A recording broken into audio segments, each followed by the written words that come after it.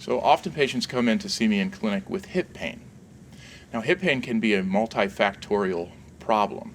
There can be multiple different things causing your hip pain. You can have things such as actual hip arthritis, or labral tears, or other intra-articular, or things causing the pain from inside the joint. You can also have multiple things outside of the joint causing your pain. You could have muscular injuries. You could have bursitis.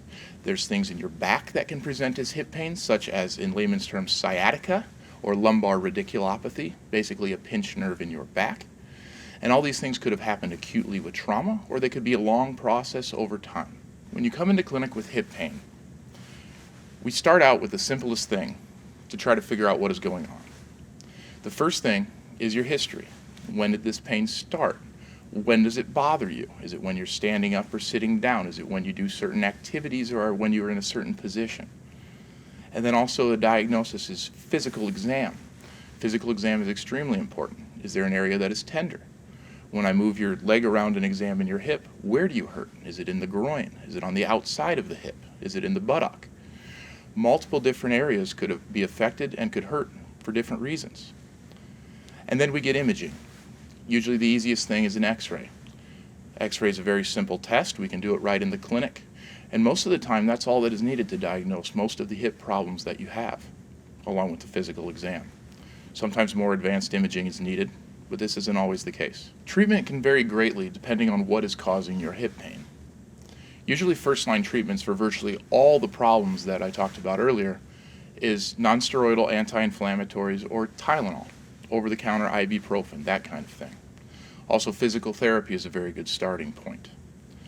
Now, depending on what is causing your hip pain, if those things fail and do not take care of the problem, then it can change. And I'd like to focus on intra-articular problems, or things with the actual hip joint itself.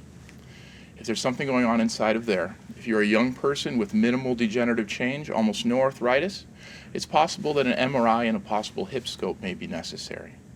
If you do have degenerative change or arthritis, the next step is injections to see if you start feeling a little better. But if those don't work, the final and end result is a hip arthroplasty or a hip replacement.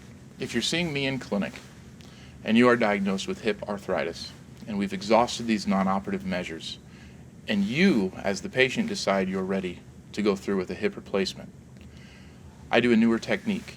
It is called the direct superior approach. It allows me to spare muscles and tendons more than any other approach in town, primarily the piriformis muscle and the iliotibial band, which I do not disrupt.